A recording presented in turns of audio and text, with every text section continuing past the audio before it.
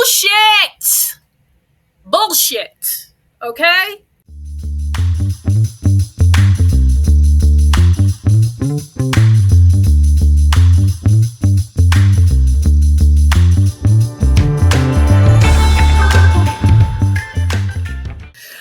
What's up, guys? It's me, Devin Harrington, the average Gen Xer. Welcome back to the channel. And I want to say thank you to everyone who so graciously wished me well last week when I was sick and I had no voice, so I couldn't make a video.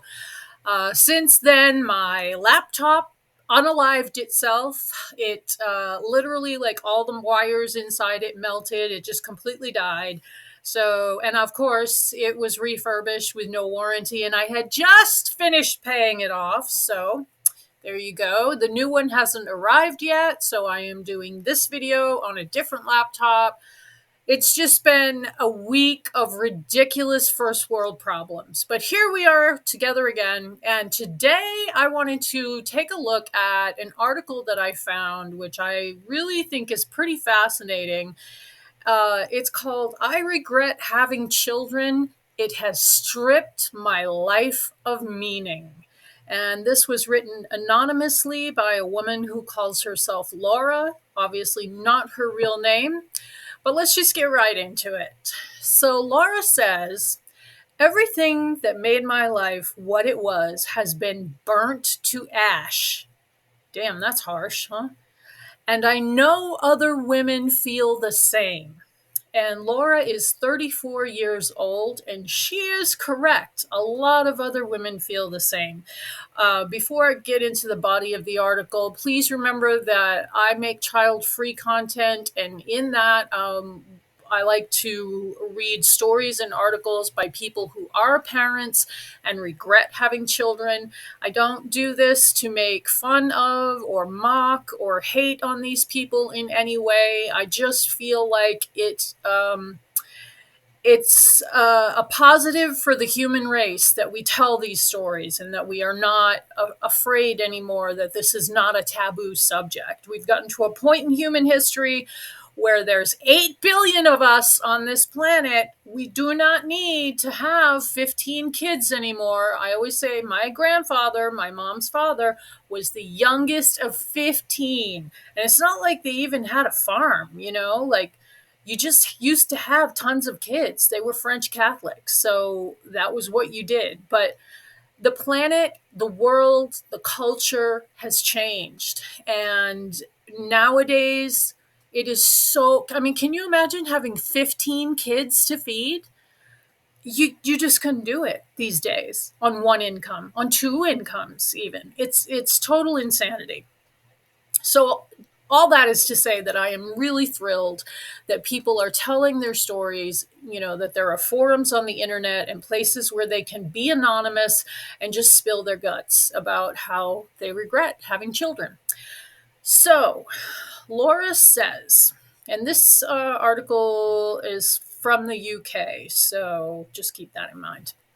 "The child-free movement is growing across the UK with an increasing number of online communities dedicated to celebrating and supporting those without children." Laura, not her real name, a 34-year-old mother of two children aged 9 months and 2.5. Jesus, no wonder she hates her life. She tells us she wishes she could go back in time and resist the pressure she felt to become a mother. And here is Laura's story in her own words. "The idea of my two kids not existing is traumatic, as I do love them very much. But if there was some sort of time machine that would also erase my knowledge of them, I would absolutely go child-free. I was always on the fence when it came to having kids. I used to say I would be child-free, yet I also felt the pressure of everyone telling me I would change my mind, and I'd be so glad that I'd have children.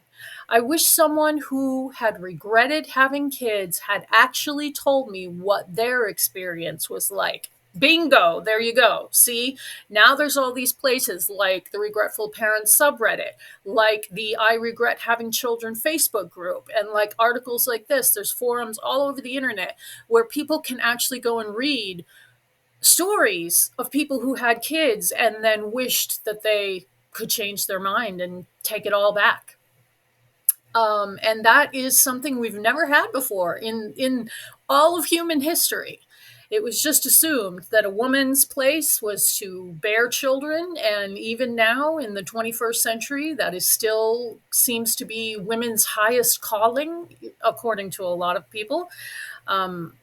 Something that all animals do is breed and reproduce. So I don't know what makes it a higher calling for humans.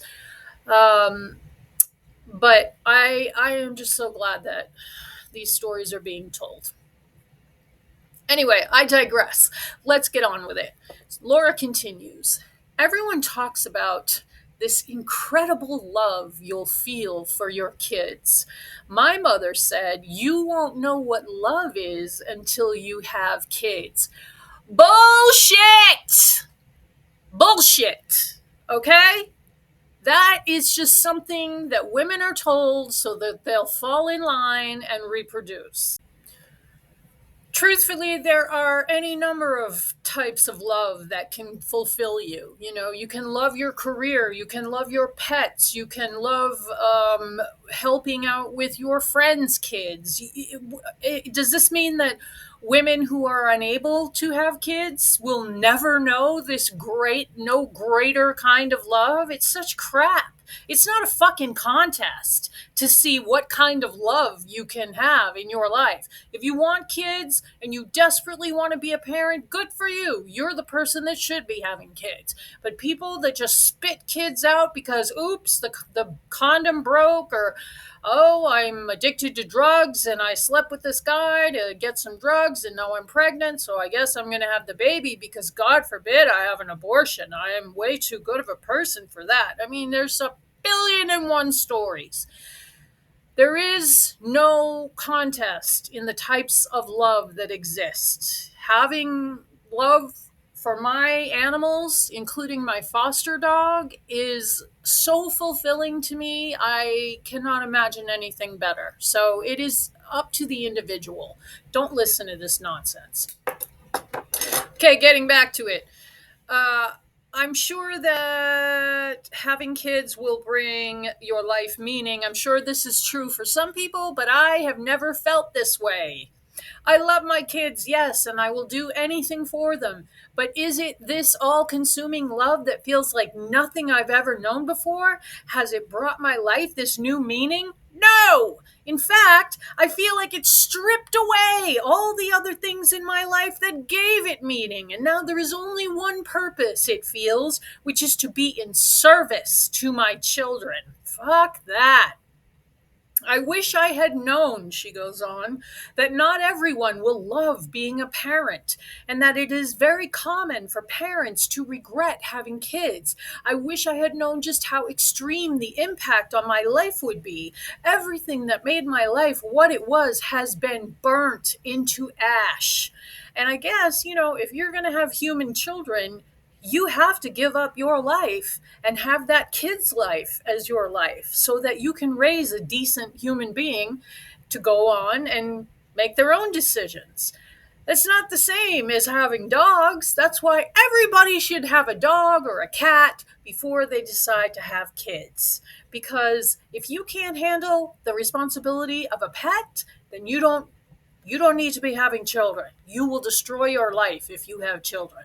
She goes on, I feel endless guilt for knowing the answer to the question, if you would go back in time, would you change your mind about kids? These feelings of regret have made me feel alone in my day-to-day life in terms of chatting to my friends and family.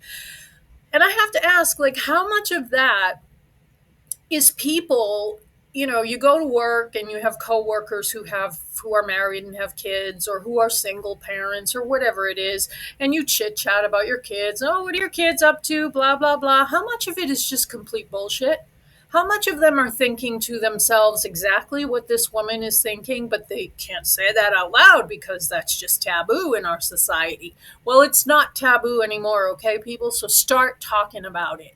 If you wish you had never had children, don't be afraid to say it. Be yourself. Life is too short. She goes on. It seems like this unimaginable taboo to talk about regret. So everyone gives you the Instagram version of their lives. Exactly. Or they add humor to any negative comments. Online, in a regretful parents group, it's a different story. There is finally a space where I feel validated by other regretful parents and no longer feel alone. It makes me wonder whether so many other people, especially women, are walking around in silence feeling the way I do. Well, Laura, coming from someone like me who has read way more of the regretful parent stories than I probably should have, since I don't even have kids, yes, there are gazillions of other people who feel exactly like you do, who were just going through the motions, getting married, having kids, or, getting pregnant by accident and not being allowed to have an abortion because of whatever reason. I mean, that's just the hot button topic now here in the States. It depends on what state you live in. I live in Texas, and I have said before on this channel, the the year that I finished menopause was when Roe v. Wade was overturned. So Roe v. Wade lasted my lifetime until I finished menopause. And thank God for that. Gen X women, the luckiest generation that ever lived as far as bodily autonomy. But I digress. Going on with Laura's story. I worry that if I tell anyone in my family or friendship group how I feel, they will think I'm unhinged and unfit to be a parent. I find myself telling them glossed over stories about how wonderful my kids are. While they are lovely little humans, I think the gloss I add is about how fulfilled it makes me, which is kind of the opposite of how I feel. So if I'm feeling this way, surely others are too. Maybe there's a fear that if we voice these feelings out loud, the regret suddenly then becomes real, and we have to deal with those consequences and fallout. Yes! Express your regret. Express it so that other people coming up behind you don't end up in the same situation, which has been the whole entire course of human history, or at least the past century, when it started to become unnecessary to have as many children as possible to work the family farm or whatnot. And so, in conclusion, Laura says, I wish I had listened to myself when I was younger and not other people. I mourn the life I could have had. That is just the saddest thing to me. And that's because we only get one life. I mean, I sort of believe in reincarnation, but you only get one life at a time. And nowadays, it's very short, and the future's uncertain, and the end is always near, as the Doors sang. So live for yourself. Take care of your people, take care of the people in your care. But if you don't want kids, don't let anyone sway you. You owe absolutely no one grandchildren or bearing children for any reason. And that's for men and women. We are both pressured into it. So just take the time to think about what is at stake. Take the time to think about what you want. Anyway, that's all I got for you today, guys. This laptop is giving me problems. As you can see, my little twinkle lights in the background are broken. Is it possible to die from first world problems? I don't know. But I'll see you next week on my new laptop. Hopefully everything will be straightened out by then. As always, thank you so much for sticking around to the end. I really love connecting with everyone on Sundays, and I will see you in the next video.